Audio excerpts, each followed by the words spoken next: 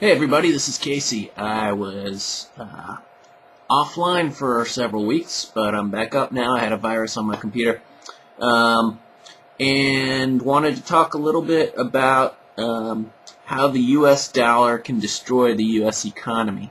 A lot of concepts I'll go through in this. Also, I've got a couple other pieces I'm working on that kind of fit into this, so if you get a chance to watch those, that would be great. One of them is going to be on the fallacy of GDP, and the other one's going to be on money as debt versus money as assets. So what I want to focus on for this clip is to talk about where we are as a country in terms of the debt that we've got with the government and what we can actually do to pay that off. And some of the things that we need to worry about, because the current way we manage money in this country with our fiat dollar system can create some pretty devastating effects if we're not careful as to how this all unfolds. Alright? So just some numbers I want to throw out right now. If we look at what the government has to do to get its house back in order, is we've got $12 trillion in debt that the government has accrued, and that's going up at around $2 trillion every year. So it's gone from, about, let's see, 9 to to 10.5 to 12. It's going to be up around 14 trillion projected for 2010. So in 2009, our government's debt was about $12 trillion. If we look at some of the big components of that debt, and especially the fact that we're accruing at $2 trillion a year right now, we had about $1.5 trillion in stimulus packages. We spend about $1 trillion a year on the wars that we're in right now. So those are a couple big chunks. And actually, the second largest bill that the government has to pay is interest on loans that it's received from other banks. So that's pretty big. If I were to think of that in terms of looking at my own payments, all right, let's say rent is my biggest payment, or let's say I pay $800 a month for rent. Then maybe I pay about $300 or $400 for food, and then a couple hundred for utilities every month. Well, if I were behaving as the government is, then that's saying that $800 rent would be my first and biggest payment, and then interest on my credit cards, for example, would be my second biggest payment that I'm paying off every month. So the loans that our government keeps grabbing and having to pay a ton of interest on are really getting out of hand in terms of just paying the interest back. And so that's one thing we need to think about correcting.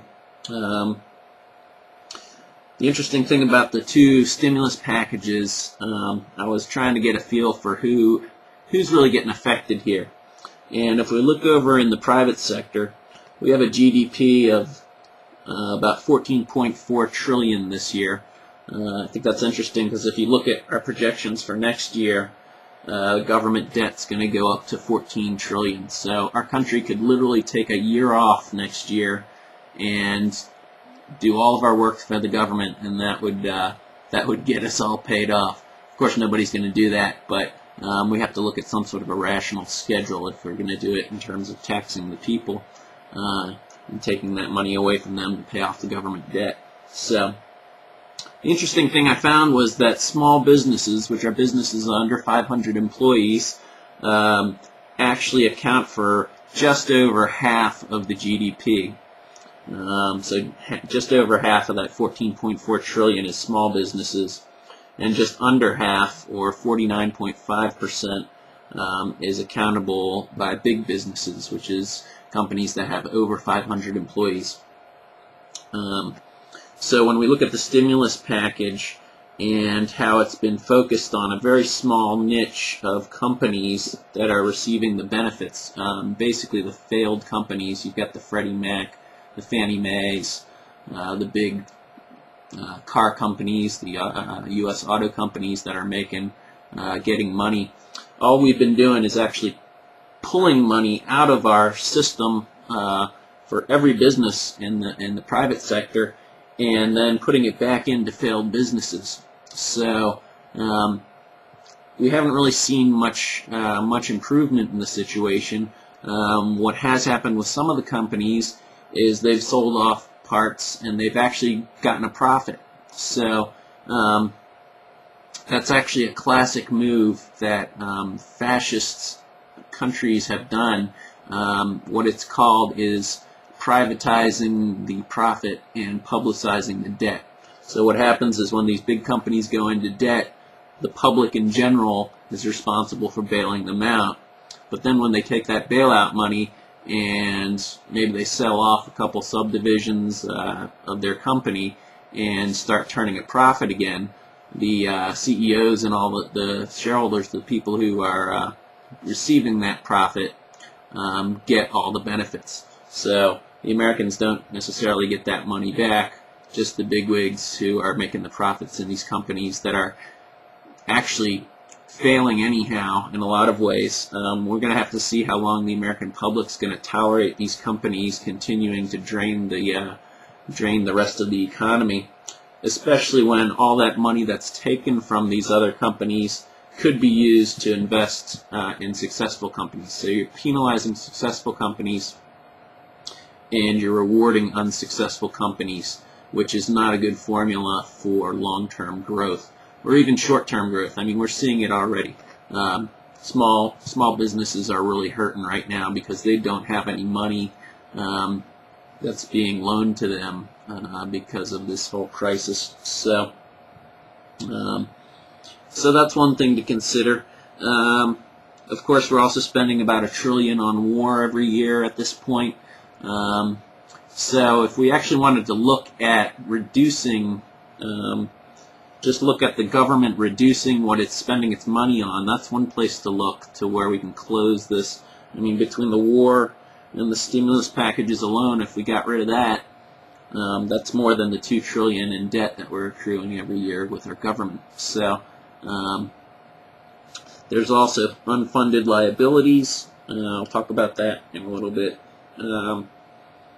And of course, like I said, the interest on all the bank loans that we're getting from other banks just to fund whatever the government wants to fund.